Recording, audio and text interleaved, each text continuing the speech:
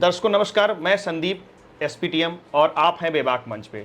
आज हमारे बेबाक मंच पर एक बहुत ही सक्रिय और जुझारू साथी जो देश हित में हमेशा बात करते हैं। देश को बहुत सारी, मैंने उनके बारे में जब जानकारी ली तो बहुत ऐसी चीज़ें, समस्याएं जो देश में चल रही, जो सबसे बड़ी समस्या चल रही है उसको लेके काफ़ी जागरूक हैं और काफ़ी कुछ वर्क कर चुके हैं। आप जो है भारत महापरिवार पार्टी के राष्ट्रीय अध्यक्ष हैं अमरीश देव गुप्ता जी। आज हम उनसे आप लोगों को रूबरू कराएंगे और दिखाएंगे कि क्या क्या चीज़ें आपसे जानकारी मिलेगी, क्या क्या चीज़ें ऐसी हैं जो गलत हो रही हैं, जिसको सुधारा जा सकता है, जिसको लेके आपको पार्टी बनाने की जरूरत पड़ी। तो सबसे पहले परिचय हो जाए छोटा सा भैया जी का, फिर उसके बाद हम लोग आगे करते हैं। नमस्कार, अमरीश देव गुप्ता मेरा नाम है जी। आप कहाँ से रहने वाले सर? मैं बस्ती जनपद का रहने वाला हूँ। तो सर, जैसे आप एक भारत महापरिवार पार्टी के राष्ट्रीय अध्यक्ष हैं, तो सर ऐसी क्या जरूरत पड़ी कि आपको पार्टी बनानी पड़ी? ऐसा क्यों आपने पार्टी बनाया? आपका पार्टी का मिशन विजन क्या है? तो सबसे पहले दर्शकों को बताया जाए, फिर आगे की चीज़ें हम लोग बातें करते हैं। आज देश में हर एक व्यक्ति की जो समस्याएं हैं, चुनौतियां हैं जी, वो शुरू होती है सरकारी दफ्तर में। जैसे युवा होता है जी जी, और युवा होने के बाद जब वो कोई सरकारी लाभ लेना शुरू करता है, जी जी, खासकर ओबीसी और एससी एसटी का जो भी है, जी तो उसे तमाम चुनौतियों का सामना करना पड़ता है। जी, आज भी बिल्कुल, आज डिजिटल होने के बावजूद भी। जी चूँकि मैं तकनीकी रूप से काफ़ी कुछ सोचता रहता हूँ, और ये जो आधार कार्ड नहीं आया था उससे पहले, चूँकि मैंने सन 98 मैंने कंप्यूटर किया हुआ था, अच्छा, 1998। तो मेरे दिमाग में कुछ ऐसी चीज़ें चल रही थी कि देश का पहले आंकड़ा स्पष्ट हो। अभी जैसे हमको बार बार जो है अपने आप को साबित करना पड़ता है, या जाति प्रमाण पत्र बनवाना, आय प्रमाण पत्र बनवाया, निवास प्रमाण पत्र बनवाया, ये सब जो चीज़ें हमको झंझट लगती है जी जी, कि ये क्या हो रहा है, जबकि सरकार के पास डाटा है, सरकार बार बार वही चीज़ करवाती है जी, तो ये सब ज़्यादा खटक रहा था। इसी विषय को लेकर के हमने एक देश की सेवा सुरक्षा व्यवस्था तंत्र के संचालन की एक पूरी प्रणाली ही बना डाली। टेक्निकल प्रणाली। हाँ, टेक्निकल प्रणाली बना डाली, जहाँ पे व्यक्ति का जो समय और धन जो बर्बाद होता है आज की डेट में सरकारी दफ्तरों के चक्कर लगाने में, बिल्कुल, वो सबसे चीज़ें, हाँ, वो चीज़ें कैसे सॉर्ट आउट हो, ख़त्म हो, अच्छा, और उसकी क्या व्यवस्था हो सकती है। तो मैंने इस पर रात दिन काफ़ी चिंतन किया, और इस विषय पर मैंने एक ऐसी टेक्नोलॉजी, जैसे सबसे बड़ा जो विषय आता है अपनी पहचान को साबित कर रहा है। हाँ, तो सबसे बड़ा विषय आता है कि आपको बार बार अपनी पहचान साबित करनी पड़ती है जी, चाहे वो सरकारी दफ्तरों में किसी सरकारी सेवा का लाभ लेना हो, सुविधा का लाभ लेना है, किसी सुविधा से जुड़ना हो, वो कोई भी काम हो, उसमें आपको सबसे पहले अपनी पहचान साबित करनी पड़ती है। और मुझे जैसा लगता है सर कि पहचान साबित करने के लिए बहुत सारे दफ्तर, बहुत सारे कार्डेट बने, उसको बनाने में, उसको चीज़ें में, हाँ, जिन में कोई आदमी ऐसा नहीं होगा जिसको बहुत ज़्यादा समय सरकारी दफ्तरों का ना लगाना पड़ता हो, खासकर पहले अपने पहचान में। जैसे मुझे ही डीएल बनवाना था, बहुत मेहनत किया, एक बार दो बार दौड़ा, नहीं बना, फिर चीज़ें उसके बाद गलत तंत्र का प्रयोग करते हैं लोग, उसमें होते हैं। आज की डेट में डीएल का क्या रेट है बनवाने का, एक्सीडेंट हो रहे हैं, सब देख रहे हैं। इन्हीं सब चीज़ों से आप इंस्पायर होके आपने ये जी, तो ये बहुत पहले की बात है जी। ये समझ लीजिए कि हमारा 2007-8 तक ये बहुत सारी प्रणाली में बना चुका था जी। आधार कार्ड आया तो मुझे मनोबल एक मिला कि हम राइट वे में काम कर रहे हैं। अच्छा, सही जा रही है। आधार जब बना तो मुझे लगा कि आंकड़े ये स्पष्ट होंगे, लोग एक व्यवस्थित ऑथेंटिसिटी मिलेगी, पहचान आसान होगा, सब कुछ जी। लेकिन हुआ कुछ उसमें ऐसा, क्योंकि जब आधार बनाया गया जी, तो किसी से भी ऑथेंटिक दस्तावेज नहीं मांगे गए। जैसे कि हम देश के नागरिक हैं, इसकी पुष्टि का कोई आधार तो हमारे पास था नहीं, भारत सरकार के पास कोई नहीं था, और इसका कोई आधार बनाया भी नहीं सरकार ने, कुछ बनाया नहीं। अच्छा, जो व्यक्ति जो पहचान, चाहे वो फर्जी हो, असली हो, जो भी है, वो लेके गया, सरकार ने उसका बायोमेट्रिक कर दिया। बिल्कुल। अब सरकार ने उसको सत्यापित कर दिया कि हाँ, ये देश का जो भी है, वो डाटा है, पहचान बना दिया, हाँ, कि भारत का है जी। तो ये सबसे बड़ा मिस्टेक हुआ, ये गलती हुई आधार को बनाते समय। ठीक है, ठीक। दूसरी जो गलती हुई, जब ये केवाईसी सिस्टम पे बनाया गया तो उस केवाईसी को इग्नोर करके, चाहे वो हमारे सरकारी संस्थान हो, वो भी आधार कार्ड की हार्ड कॉपी लेने लगे। हाँ, मतलब अभी आप बैंक में खाता खुलवाने जाएंगे, हाँ, तुरंत हार्ड कॉपी मांगते हैं, पैन कार्ड, आधार कार्ड अपना लेकर। जबकि व्यक्ति की पुष्टि जब बायोमेट्रिक से हो रही है, जी जी, तो फिर उसको कॉपी लगाने की क्या जरूरत? बिल्कुल, अगर पंच लगा थंब लगाने के बाद हम वेरीफाई हो जा रहे हैं तो उसमें कॉपी लगाने तो की क्या जरूरत? उसको आधार लगाइए, पैन कार्ड लगाइए, राशन कार्ड लगाइए, गांव गांव में इस तरीके से बहुत सारे लोगों से लिया गया, बिल्कुल सब कुछ कराइए। लिया गया जी। और वो कूड़े के डस्टबिन में चला गया। समझ रहे हैं? सर आप क्या, हमें तो लगता है कि कुछ लोग डस्टबिन, मुझे जो डेटा का चोरी का मामला आता है उसमें भी ये बता था कि डेटा सब दे दिया जाता थर्ड पार्टियों को। जो ये स्कैम का सबसे बड़ा ये यहीं तो से कारण शुरुआत, था, हाँ, एक शुरुआत हुई। ये शुरुआत थी। जी जी लेकिन जब मोदी साहब जब आए जी। तो इन्होंने क्या किया, सबको लिंकेबल किया जी। आधार को। पहले तो उसका हाँ, विरोध कर रहे थे, बिल्कुल विरोध की बात पहले है। विरोध कर रहे थे कि इस तरीके से हाँ, निजी डेटा सिक्योरिटी व्यक्ति की निजता हाँ, पे चोरी हो असर जाएगी। होगा। हाँ, चोरी हो जाएगी। अभी क्या है, व्यक्ति की निजता का तो कोई प्रश्न ही नहीं रह गया, वो जी। खत्म हो गया। जी ठीक है। अब क्या हो रहा है कि जब लिंकेबल हो गया, वेरिफिकेशन सिस्टम आधार से कर दिया गया, तो उसकी प्रोफाइलिंग होने लगी। जो भी जितने भी चाहे वो सरकारी हो, चाहे वो प्राइवेट हो, संस्थागत हो, हर जगह पे जो है आधार के द्वारा पुष्टि होने लगा। मतलब वो प्रोफाइलिंग हो रही, मतलब उनके यहाँ डाटा स्टोर हो रहा है, आपका निजी डाटा। जैसे अभी आप वोटर आईडी कार्ड की बात कर लीजिए। जी वोटर आईडी कार्ड में अभी SIR हुआ, उसमें डाटा लिए गए, फीड किया गया, और जो ऑनलाइन फीड किया उसमें आधार कार्ड से उसका वेरिफिकेशन अच्छा, आधार कार्ड से वेरिफिकेशन किया गया। हुआ। ठीक है। तो ये एक प्रोफाइलिंग हो रही है। जी। अब जो जिस चीज़ पे प्रोफाइलिंग हो रही है, मतलब आपका डाटा जहाँ सेव हो रहा है, जिसके डाटा में, जी जिस साइट पे आप डाल रहे हो, वो डाटा कितना सुरक्षित, वो साइट कितनी सुरक्षित है, इसकी कोई गारंटी है? कोई गारंटी नहीं। तो हमारा भाई डाटा SIR का जो डेटा हम लोग डाटा डिटेल्स वेबसाइट पे डाल रहे हैं, लोग अपना डेटा डाल रहे हैं, हाँ, उस वेबसाइट की कोई सिक्योरिटी गारंटी तो है नहीं। कुछ है नहीं। अगर एक हैकर आया तो पूरे आपका सारा डेटा चला गया उसके पास। आप ऑनलाइन शॉपिंग कर रहे हैं, बहुत सारी चीजें कर रहे हैं, हम आप प्रोफाइलिंग कर रहे हैं, जी जी। वो सारा डाटा सेल आउट हो रहा है, मतलब विदेशों में बिक रहा है, हर जगह उसको सेल आउट किया जा रहा है। तो इसका मतलब सर आप जब ये देखे कि ये जो जितनी ये टेक्नोलॉजी, जो ये डिजिटल इंडिया के नाम पे हम लोगों को बहुत सारी चीजें की जा रही हैं, लेकिन ये सब गलत चल रहा है, उसको इंस्पायर होके आपको ये चीजें? नहीं, इंस्पायर होने की बात ही नहीं है। ये तब उस समय मैंने सोचा था जब कुछ नहीं, जब ये व्यवस्था ही नहीं ही नहीं। हम तो इस व्यवस्था पे, भाई देखिए, जी हम पहले तो जब हम कोई चीज़ सोचेंगे तो ये सोचेंगे कि हमारे देश के लोग नॉन टेक हैं, कुछ नहीं जानते। बिल्कुल। मैं अगर जानकार हूँ तो अगला व्यक्ति तो जानकार नहीं है ना, बिल्कुल नहीं। उसको अगर हम डिजिटली रूप से अगर ऐसा करेंगे तो उसका मिसयूज हो जाएगा, कोई भी उसका यूज़ कर लेगा। आज हो रहा है, बिल्कुल हो रहा है ना।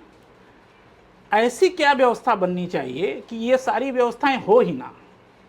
बिल्कुल व्यवस्था बननी चाहिए इसके लिए, ये व्यवस्था होनी चाहिए ना।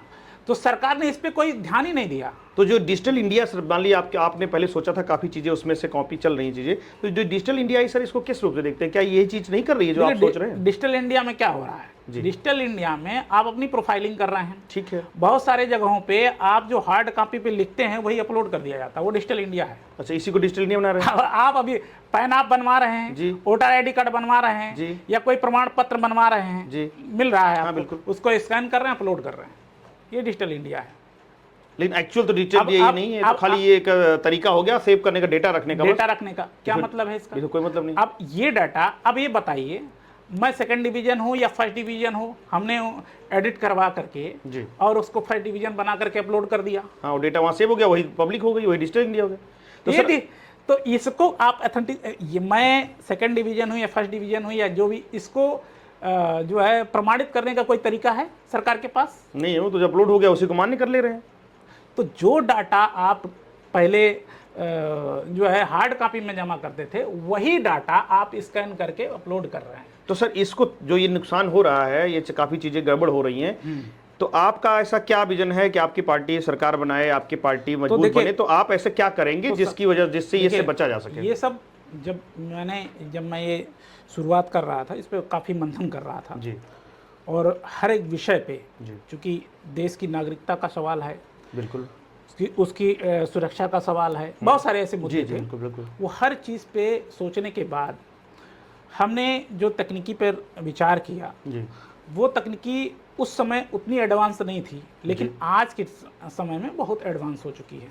मैं ऐसा सोचता था कि ऐसा होना चाहिए कि ऐसा हो कि मेरा डाटा मेरे पास हो, किसी को ना जाए, बिल्कुल, कोई हैकिंग ना कर पाए, कोई टेम्परिंग ना कर पाए, यहाँ तक कि भाई जो भी ईश्वर है, जो हमारे जैसे स्वास्थ्य विभाग है, शिक्षा उसका विभाग हेड है, है, जी जी, हेड हैं? है, हेड हो। वहाँ पे जो डाटा गया वो सिंक हो जाए, एक बार में पुष्टि हो जाए कि आप कहाँ हैं, क्या आपने पढ़ा है, लिखा है, जो भी है, उसमें कोई सर्टिफिकेट में कोई टेम्परिंग ना कर पाए, बिल्कुल ऐसी कोई व्यवस्था। बिल्कुल बिल्कुल। तो ये चीज़ें कैसे होंगी? इस चीज़ों पे जब हमने बनाया तो हमने एक एक करके पूरी प्रणाली बनाना शुरू किया। जी। हमारी वेबसाइट पे हमने लॉन्च भी किया अच्छा, है। तो उसके बारे में मैंने बताया कि ये क्या करेगा। जैसे हमने आइडेंटिटी को जब बनाया जी तो मैंने इसमें बताया है कि इस प्रणाली के आने के बाद आपका फ़ायदा क्या होगा। अभी आपको जन्म, मृत्यु, जात, निवास कार्ड, ये लाइसेंस वगैरह बनवाने के लिए आपको जाना पड़ता है, जी। वो जाना नहीं पड़ेगा कहीं भी, ठीक है। ठीक है। बार बार आपको चक्कर लगाने, दफ्तरों में चक्कर लगाने की जरूरत नहीं मतलब कहने का मतलब सर, आप एक ऐसा प्लेटफॉर्म लेके आना चाहते हैं जिसमें लोगों के डेटा एक जगह स्टोर हो जाए, एक बार फर्स्ट टाइम उसका वेरिफिकेशन प्रॉपर हो जाए, उसके बाद जो निरंतर लगातार हर चीज के लिए अलग अलग दफ्तरों में अलग अलग लोगों को जाना पड़ रहा है, उसी आने जाने के चक्कर में डेटा शेयर हो रहा है, उसी में थर्ड पार्टी काफी चीजें अप्रूव घुस के ले रही है, कंपनी कर रही है, तो उसके लेके जो ज्यादा से ज्यादा जो करप्शन मतलब हो रहे हैं, या ये कह सकते हैं जो लोग साथ अनहोनी स्कैम हो रहा है, उससे बचने के लिए आप एक ऐसा प्लेटफॉर्म चाहते हैं, इंडिया का एक ऐसा प्लेटफॉर्म चाहते हैं जहां पे डेटा लोगों का स्टोर हो जाए, और वो डेटा ऐसा स्टोर हो जाए तो उस डेटा से रिलेटेड जो ऑथेंटिक चीजें हो या उसका एक लेवल हो, सिक्योरिटी लेवल हो, जिसको लेके आपके अंदर काफी तैयारी है, और जैसा पहले हमारी आपकी बात हुई, तो उसमें ऐसा हो जाए तो लोगों को बहुत सुविधा हो जाएगी, जैसे आज बैंकिंग में लोगों को सुविधा हो गई। अब बैंकिंग में सुविधा हो गई कि लोग घर बैठे पैसा ट्रांसफर कर ले रहे हैं, बैंक में लाइन नहीं लगना पड़ रहा है, काफी चीजें प्रिंट आउट कर ले रहे हैं, स्टेटमेंट देख ले रहे हैं, चीजें खरीद ले रहे हैं, बेच ले रहे हैं।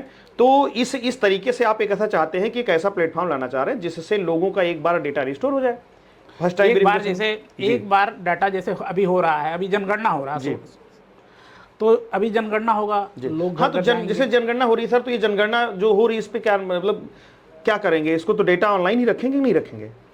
डाटा ऑनलाइन ही होगा, तो लेकिन पहले हार्ड कॉपी में होगा, अच्छा, फिर सॉफ्ट कॉपी में आधार कार्ड लगाओ, पैन कार्ड लगाओ, अपना परिवार रजिस्टर लगाओ, निर्वाचन लगाओ, जी भाई घर घर जाएगा जी, डिटेलिंग करेगा आपका, ठीक है जी। यही सूचना भाई दिया जा रहा है कि भाई आपके घर पे जाएगा, उसकी आपकी डिटेलिंग करेगा जी जी। पहले तो जनगणना ऐसा होता था, पड़ोसी घर चले गए, पूछ लिए भैया की काल थे, ये बताओ इनके कौन के कितने लड़के हैं, कुल बता देना, अपन लिख देना अपने हिसाब से। हाँ। यही मतदाता कार्ड बनाने में भी होता है। तो यानी जनगणना ही तो सबसे पहले ऐसे प्लेटफॉर्म पे होना चाहिए, एक ऐसा सिस्टम बनना चाहिए जी, जिसके आने के बाद भारत सरकार ये तय कर पाए कि ये देश का नागरिक है, क्योंकि हमारे देश। अच्छा सर, अभी जैसे एक बार अमित शाह जी ने बोल दिया था कि नागरिकता की पहचान आधार कार्ड नहीं, पैन कार्ड नहीं, ये नहीं, तो क्या है, कैसे ये?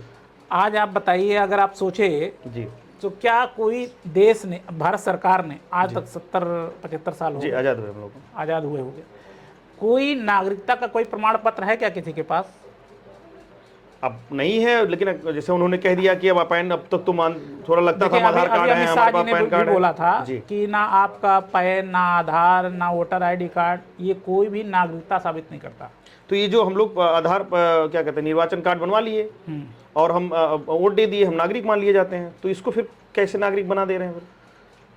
अब ये सोच लीजिए कि जो व्यक्ति वोट डाला होगा, यानी मतदान किया होगा, वो देश का नागरिक है, और ये कौन तय कर रहा है? तो ये तो जो मतदाता बनते हैं, ये तो बनाता है चुनाव आयोग, निर्वाचन आयोग बनाता है। यानी कि कुल मिलाकर के अप्रत्यक्ष रूप से देखा जाए कि चुनाव आयोग ये तय कर रहा है कि देश में नागरिक कौन नागरिक है, कौन नागरिक नहीं है।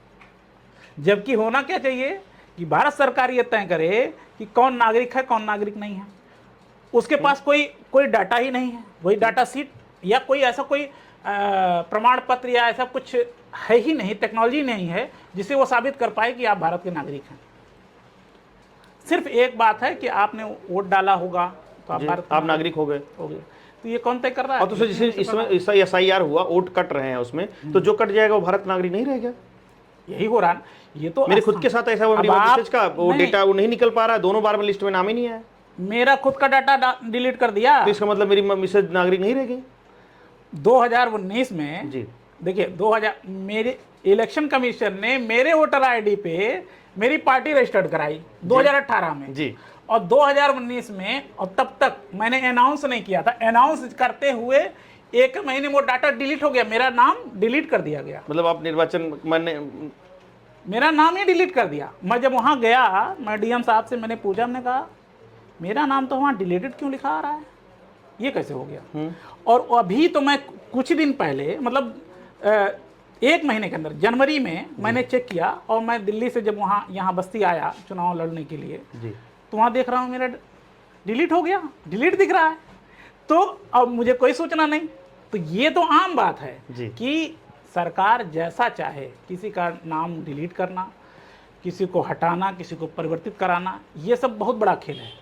कहने का मतलब सर, जैसे आप अगर आपको पार्टी इसलिए बनानी पड़ेगी क्योंकि आपकी जो आप सोच रखते हैं, मिशन विजन आपका है कि एक ऐसा प्लेटफॉर्म बने जहां पे एक आदमी जब रजिस्टर्ड हो जाए तो भारत का नागरिक हो जाए, उसको हर दफ्तर के लिए, हर काम के लिए बार बार हार्ड कॉपी सॉफ्ट कॉपी जाना, अपना डेटा बार बार शेयर ना करना पड़े लोगों को, ज़्यादा बार शेयर करने की वजह, जैसे अगर आज बैंकों में कई सारे लोग आ रहे थे, आपका केवाईसी किया जा रहा है, आप अगर आज नहीं करें तो आपका बैंक बंद हो जाएगा, पैसा लैप्स हो जाएगा, उस केवाईसी के डर के मारे वो अपना ओटीपी बता देता, पैसा खाली हो जा रहा है। ठीक है, ये सब झंझट खत्म हो जाए। तो ये आप ऐसा चाह रहे हैं कि ऐसा कुछ ऐसा प्लेटफॉर्म आप अगर आते हैं तो आप, अगर आपको जनता मौका देती है तो आप ऐसा इस पे काम करेंगे, एक प्लेटफॉर्म बनाएंगे जिसको लेके ये चीजें हैं जो कि देश की सबसे बड़ी चीजें हो चुकी हैं इस समय एकदम। तो सर जो एक चीज और मैं जान जाऊं, तो क्या अगर मान लीजिए आपको जनता मौका देती है, आप आते हैं सेवा करने के लिए या ऐसे प्लेटफॉर्म के लिए, तो ये वन नेशन वन इलेक्शन का भी आप कुछ ऐसा, इसके बारे में कुछ क्या चीजें हैं, इसको लेके क्या करेंगे? देखिए, हमारी जो प्रणाली है, इस प्रणाली के आने के बाद जी, ये जितने भी सिस्टम हैं, ये डिपार्टमेंट हैं, क्योंकि वो उससे कनेक्टेड रहेंगे बिल्कुल एक दूसरे से ऑटोमेटिकली। तो हमारे यहाँ जो SIR की भी जो व्यवस्था चली है, अभी जो चल रहा है जी, यानी मतदाता, मतदान और मतगणना जी, ये तीनों चीज़ों का पूरी जो समस्याएं हैं, चुनौतियां हैं, वो सब एक झटके में समाप्त हो जाएंगे। यानी एक दिन में चुनाव, एक दिन में परिणाम। तो यानी कि आपके प्लेटफॉर्म से आदमी कहीं भी रहे। अब इसमें होगा क्या जी, मेरे सिस्टम में, डिजिटल इलेक्शन वाले इस सिस्टम में जी, नागरिक जैसे ही 18 वर्ष का होगा, उसका मतदाता संख्या स्वतः ही जनरेट हो जाएगा और वो इन पैनल हो जाएगा इलेक्शन कमीशन के पैनल में जी, पैनलिस्ट हो जाएगा वो। अब आपको ना SIR कराने की जरूरत है, ना पर्ची बंद कराने की जरूरत है, नए नाम पुराने नाम हटाने की कोई जरूरत नहीं, ये सब कुछ करने की जरूरत नहीं है। हाँ, वो डेथ हो गया, डेथ सर्टिफिकेट जारी हुआ, लिस्ट से गायब हो गया वोटर। अब सपोज दैट क्या होता है, कुछ लोग चले जाते हैं दूसरे जगहों पे जी, अगर आप अपने नाम से कोई घर नहीं बनवा रखे हैं, ठीक है जी, तो क्या जरूरत है, हम अपने गांव में ही हम वोट डालने जाते हैं आज भी, बिल्कुल जाना पड़ता है हम, ठीक है, हम अगर वहाँ वोटर रहें कोई दिक्कत नहीं। हमने जो सिस्टम बनाया है, हम कहीं भी रहें भारत में, किसी कोने में जाना क्यों पड़े हमें जाना क्यों पड़े, हम वहीं से वोट ना दे लें।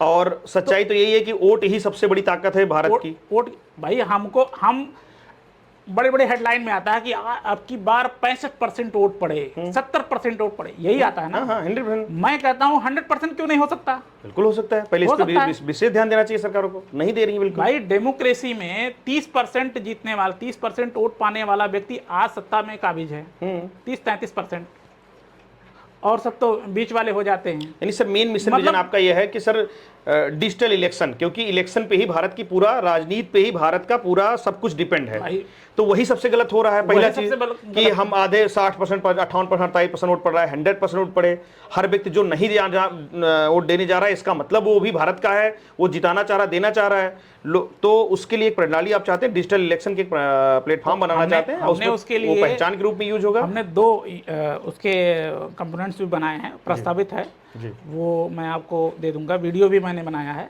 उसको आप देख लीजिएगा जी। उसमें हमने एक, अभी जैसे ये पैनल आता है वो एक डिजिटल पैनल वोटिंग मशीन होगी जी, जिसमें व्यक्ति स्वयं जाके अपनी पुष्टि करेगा। अभी क्या होता है कि एक पर्ची मिलती है, पर्ची लेके जाते हैं, दिखाते हैं, वो पीठासीन अधिकारी मुहर लगाता है, हाँ सही है सूची में। अभी क्या, अब की बार क्या हुआ जानते हैं? इस बार इलेक्शन में इलेक्शन कमीशन 2019 के उसमें आया था कि इलेक्शन कमीशन ने पहले जब चुनाव होते थे तो जो सूची मिलती थी BLO के पास या जो पब्लिक सूची मिलती थी उसमें फोटो लगा रहता था, ठीक है, आपने देखा होगा, हाँ बिल्कुल फोटो लगा रहता था। 2019 के चुनाव में इस फोटो को हटा दिया गया, पब्लिक वाले में केवल पीठासीन अधिकारी के पास जो सूची आती है, मतदाता सूची, उसी में सिर्फ फोटो रहता है। खेल क्या किया गया कि पूरा सर्वे कराया गया, कुछ नामों को बढ़ाया गया, कुछ नामों में टेम्परिंग की गई, जैसे उनका सर्वे है कि घर में इस जो है गांव गढ़ी में इस बूथ पे कितने ऐसे लोग हैं जो बीमार हैं या कहीं बाहर हैं, तो उनके पे फोटो दूसरा लगाओ, आदमी का आधार तो कहीं से भी बन जाएगा, और आधार से और क्या कहा गया कि आधार लेके आइए, वोट डाल दीजिए। वोट डाल दीजिए, ठीक है। आपका नाम अगर है तो आधार लेके ही वोट डाल दीजिए। अब पीठासीन अधिकारी तो बाहर से आया हुआ बेचारा, वो क्या करेगा? वो तो देखेगा हाँ आप ही का फोटो है, आपका नाम है, लगाया और आपने वोट डाल दिया। जो फर्जी वोट हुआ, फर्जीवाड़ा हो रहा है। इस तरीके से फर्जीवाड़े को अंजाम दिया गया ये टोटल।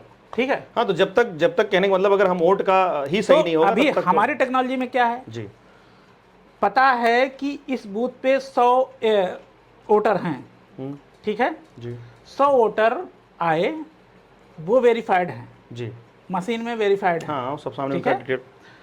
किसी ने अपना थंब लगाया, टैप लगाया, रेटिना दिया, कुछ भी एनीबॉडी जो जैसा भी भी हमारा जो भी system प्रोसेस में है, सिक्योरिटी प्रोसेस में है, वो किया।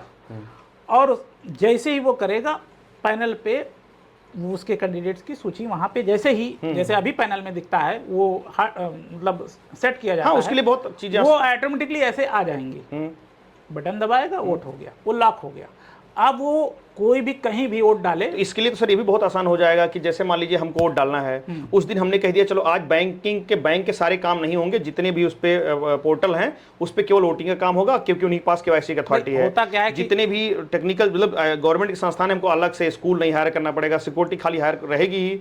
तो चीजें हम लोग कहीं भी, हम यहाँ बैठे हैं, हम रहने वाले अयोध्या के हैं, हम गए यहाँ पे नियरेस्ट में जो बैंक है, चलो इस भीड़ लगी, दूसरे वाले के यहाँ चले गए, या कोई ऐसा प्लेटफॉर्म जो भी जहाँ पे सिस्टम अवेलेबिलिटी है, सरकार को सिस्टम भी लेके दौड़ना डूबना नहीं पड़ेगा, बहुत ज्यादा सिक्योरिटी लगाने की जरूरत नहीं है, पीठासीन बैठाने की जरूरत नहीं है, क्योंकि हमने उसमें हर व्यक्ति देखेगा यहाँ जाम लगा, यहाँ सटो, भीड़ ज्यादा लगी, दूसरे के यहाँ चल चलो, वहाँ डाल के आते हैं, वहाँ डाल के आते हैं कहीं भी। आप कहीं भी पैनल लगा हो, आप कहीं भी अपना वोट वेरीफाइड करिए, वोट डाल, आप वोट पड़ गया और तुरंत इमीडिएट आप चाहो तो इन शाम को ही रिजल्ट घोषित कर सकते हो, वो तुरंत। जैसे इसमें सिस्टम में ऐसा है, क्योंकि हमने इस पे बहुत चिंतन किया कि इसको लाइव भी कर सकते हैं। पहले इसमें लाइव वोटिंग मशीन का भी नाम दिया था, नहीं लाइव का थोड़ा सा गड़बड़ हो जाएगा। लाइव इसलिए नहीं मैंने किया क्योंकि है पैनल में वो दोनों चीजें हैं, लेकिन क्या होता है कि लाइव में स्कोर दिखेगा तो जनता भीड़ वो देखते रही, यही जीत रहे हैं तो चलो इन्हीं दे आते हैं, जीत रहे हैं तो इन्हीं ये जीत रहे हैं तो इनको दे आए। तो ऐसा नहीं है।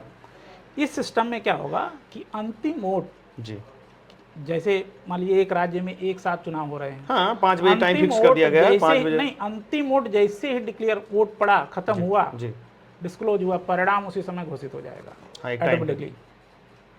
वो 6 बजे खत्म हो, 7 बजे खत्म हो, नहीं मान लीजिए उसमें तो चीज़ें समय लगेगा। मान लीजिए ऐसा हुआ कि तत्काल नहीं कर सकते हैं, मान लो पहली बार रिजल्ट कहीं कुछ मिसकम्युनिकेशन हो गया तो आदमी का उसका कोई मिसकम्युनिकेशन नहीं होने वाला इसमें। हाँ, तो आप बताइए, यूपीआई का उपयोग कर रहे हैं? हाँ बिल्कुल कर रहे हैं, सब यूपीआई जैसे समझिए बैंकिंग का। आप ऐसा तो नहीं है कि आप अपना यूपीआई डाल रहे हैं और वो पैसा किसी दूसरे को चला जा रहा है? नहीं, ऐसा तो नहीं हो रहा ना। नहीं, गलत डाल है तभी गलत जा रहा है। ये टेक्नोलॉजी जो है SSI और ZKP टेक्नोलॉजी पे काम करेगी। आप कह सकते हैं जैसे बैंक का हम लोग दिन भर कर रहे हैं, 10 बजे बैंक खुलता है, या 24 घंटा बैंक खुला रहता है ना यूपीआई पूरा ट्रांसफर करने के लिए, और शाम को बैंक की क्लोजिंग हो जाती है, एक ही क्लिक पे पता चल जाता है आज कितने पैसे बैंक में आए, कितने पैसे गए, और कर सब जनता रही है।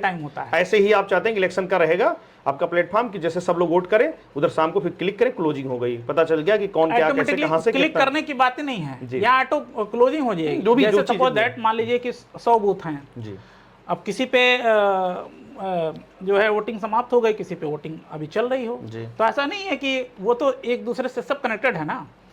जैसे ही अंतिम वोट खत्म हुआ जी, जिस भी बूथ से, उसी समय परिणाम घोषित होगा। तो सर जैसे कि आपसे इतनी जानकारी मिली, बहुत ही सही जानकारी मिली, और वाकई में देश को यही ज़रूरत है। अब इस आपकी पार्टी से लोग जुड़ना चाहें, आपकी विचारधारा से लोग जुड़ना चाहें, आपके साथ मिलकर आगे काम करना चाहें, तो क्या इस चीज़ को लेकर आप कभी सरकार के साथ बैठना हुआ कि नहीं हुआ आपका? देखिए, हमने, क्या सरकार इस बात पे एग्री कर रही कि नहीं कर रही? मैंने 2014 में जब मोदी जी सत्ता में आए जी, तो शायद उन्होंने 25 मई को वो लिया था, शपथ ग्रहण लिया था जी, और मैंने 3-4 दिन बाद जी, वो मुझे याद नहीं है, हमारे बस्ती डाकघर है जी, वहाँ से मैंने ये सारे प्रस्तावना को मैंने उनको कोरियर मतलब रजिस्टर किया था जी जी, कि भैया ये चीज़ें हैं, ऐसा होना चाहिए, आप देख लो। क्योंकि मेरा तो यहाँ मकसद थोड़ा नहीं कि कोई पार्टी बनाना है। वो तो आप ये हो मेरा गया कि मकसद ये नहीं था कि सुनवाई। भाई एक ऐसी सिस्टम व्यवस्था आ जाए जिससे कि देश की जनता का जो समय और धन इन सारी चीजों में बर्बाद होता वो समाप्त हो, तो देश की जो प्रगति है वो कई गुना बढ़ जाएगी। बिल्कुल बढ़ गई होती सर, अगर आप तब से हुआ हो तो बहुत कुछ हो जाता है। तो मेरा मकसद सिर्फ इतना था जी। तो जब उसके बाद फिर हमने क्या किया, रजिस्ट्री किया, उसके बाद उस पर कोई हमको रिप्लाई नहीं आया। नहीं है। फिर हमने जो है माई गवर्नमेंट पोर्टल इन्होंने लॉन्च किया था कि आप अपने सजेशन, जी जी, जीओबी करके, वो जून 2014 में लॉन्च किया था, जून या जुलाई 2014 में लॉन्च किया था, मुझे पता है जी। मैंने उस पर भी डाला, मैंने फेसबुक पे डाला, मैंने जो भी प्लेटफॉर्म हो सकते हैं मैंने डालने की कोशिश की, भाई जनता को ओपिनियन आया। कुछ लोगों से बात हुआ, कुछ लोगों ने हाँ कि हाँ बहुत अच्छा है, बहुत अच्छा है। कुछ नहीं हुआ, मेरे पास कोई रिप्लाई नहीं आया, एक भी चिट्ठी नहीं आया मोदी जी का। जी। अच्छा, इसका मतलब आप परेशान हो गए कि लग गया आपको कि जब हम इतनी सोच रखते हैं इसके बाद फिर कुछ नहीं हो रहा, तो हमें खुद ही पार्टी बना के लोगों को हम जोड़ के, और कुछ लोगों ने चूंकि मैं फ्रीलांसिंग करता था, जी जी, तो क्या है, जितने हमारे समूह के लोग कहीं यार तुम इतना सब बनाए हुए हो, हाँ इतना जानकारी तो है, तुम काम करो, पार्टी ने बना डालो। कुछ लोगों ने ऐसे सजेस्ट किया। जी बिल्कुल। और पार्टी बना करके इसको रखते हो सकता है कोई सुने, तब दूसरे लेवल पे सुने, आए कोशिश करते रहिए। हो सकता है भाई बड़े स्तर पे कोई सुनने वाला तभी होगा, नहीं तो आइडिया आपका लेके आपको ऐसे फेंक दिया जाएगा। हाँ बिल्कुल भूल गए, आपको फेंक दिया जाएगा और पता नहीं चलेगा आपका। तो मेरी बात समझ में आई, तो फिर हमने 2016 में ये प्रयास शुरू किया पार्टी बनाने का। अच्छा अच्छा। और प्रयास तो 2 साल चले और 18 में हमारी पार्टी जाकर रजिस्टर्ड हुई। चूँकि हमने अपना पूरा समाधान बना ही रखा था, तो हमने हमारा लक्ष्य है राजनीतिक सुधार एवं संपूर्ण व्यवस्था परिवर्तन। अच्छा, इसमें लिखा ही है जी जी।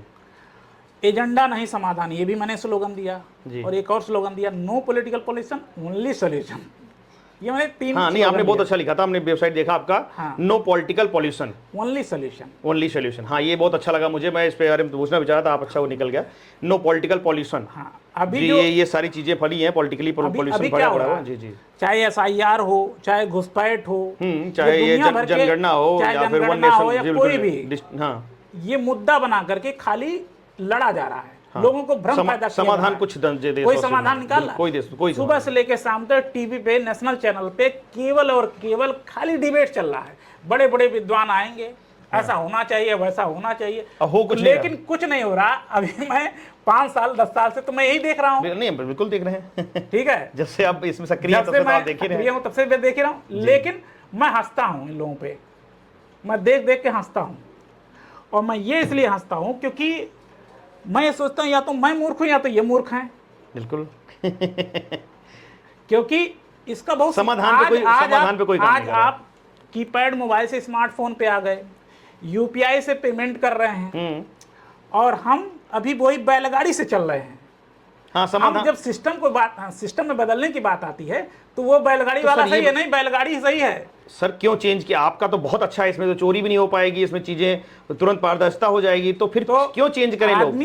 आदमी क्यों नहीं चाह रहा? नहीं, आदमी तो चाह ही रहा है, सरकार जब क्यों चेंज करे, जब जान नहीं देता चोरी करने नहीं पाऊंगी मैं। क्योंकि इस तंत्र में, पुराने तंत्र में उसको माल मिल रहा है। बिल्कुल भाई, अगर हाँ जो जारी कर ले रही है, अगर इलेक्शन कमीशन को 1.5 लाख रुपए खर्च करना है, तो क्यों चाहेगी कि 20,000 करोड़ में कल से इलेक्शन हो जाए?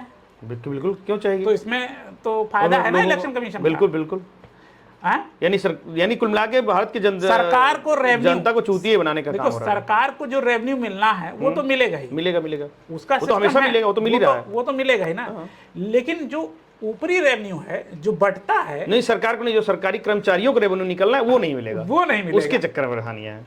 तो वो क्यों चाहेंगे कि भैया ऐसा ये टेक्नोलॉजी आए, ऐसी आए, व्यवस्था है, चलता रहे? तो सर जैसा आप उत्तर प्रदेश के निवासी हैं, आगामी चुनाव होने वाला 27 में, उसका क्या रोल रहेगा आपका 27 में? कैसे लोगों को चुनाव लड़ा, पार्टी कितनी चुनाव लड़ाएगी, क्या रहेगा? पार्टी अपना विषय रख रही है अभी तो, जन जागरूकता अभियान जो इस तरीके से हम चलाना चाह रहे हैं। जी। हमने वीडियो जारी किया कि भाई समझो हम क्या करना चाह रहे हैं। आप पहले, अगर मैं यही 2014 से पहले, मतलब उस 2014 क्या, मैं 20-22 के तक मैं किसी को बताता था या उससे पहले बताता था, तो लोगों को समझ में नहीं आता था। कहाँ समझ टेक्नोलॉजी कि ये क्या बता रहा है, ऐसा कुछ होता है क्या? हाँ, कि अपने ही मोबाइल से बैंक चल जाएगा, लोग उसमें बताओ तो कहाँ समझ में आता? तो ये समझ में नहीं आ रहा था। आज वो यूपीआई से पेमेंट कर रहा, आज एआई आ गया, वो देख रहा है कि ये कमांड डालने पे ये हो जा रहा है, पूरा हो जा रहा है, उसको अब दिमाग अब उसका समझ खुल में आया रहा है। कहाँ कुछ भी हो सकता है। कुछ भी हो सकता है, बिल्कुल। अब उसको समझ में आ रहा है कुछ भी हो सकता है। तो ये कुछ भी हो सकता है, तो ये एक ऐसी व्यवस्था लाई जा सकती है जी जी जिस व्यवस्था के आने के बाद ना कोई टेम्परिंग होगी, ना कोई शेयरिंग होगी, ना आपका डाटा चोरी होगा, जी। आपका डाटा आपके हाथ में रहेगा। सरकार और आप कहीं भी कुछ भी त्वरित अपनी पुष्टि कर सकेंगे, मतलब आपको कहीं भी सरकारी दफ्तर में जाने की जरूरत नहीं है। बिल्कुल। यही हम चुनाव का हमारा मुद्दा है डिजिटल चुनाव कि हम एक ऐसी व्यवस्था लाना चाहते हैं, देश की सरकारी व्यवस्थाएं यानी देश की सेवा देने वाली व्यवस्थाएं, सुरक्षा देने वाली व्यवस्था सारी कुछ सिक्योर हो और इसमें कोई इंटरफेरेंस कोई कर ही ना सके। तो क्या इस आपके इस अभियान के तहत अगर कोई पार्टी आपसे जुड़ती है तो क्या उसके साथ गठबंधन करना पसंद करेंगे आप? हम क्यों नहीं करेंगे? तो इस बार चुनाव आपकी हम पार्टी तो भाई देखिए, हम पार्टी बनाए, चुनाव मैदान में हैं इस बार? हाँ, मैं चुनाव मैदान में 2019 से हूँ। जब से मैंने ये पार्टी बनाया तब से इसलिए मैंने बनाया कि हमारी बात सुनी जाए। हमने तो सुनाने के लिए बनाया था। हमने ये पार्टी तो बनाया नहीं था कि काल था ये मैं मुख्यमंत्री बन जाऊं। हाँ, मैं मुख्यमंत्री बन जाऊं। मैंने तो ये अपनी टेक्नोलॉजी को बताने के लिए ही ये पार्टी बना डाली। हाँ, जिससे हमारी बात गंभीरता से सुनी जाए।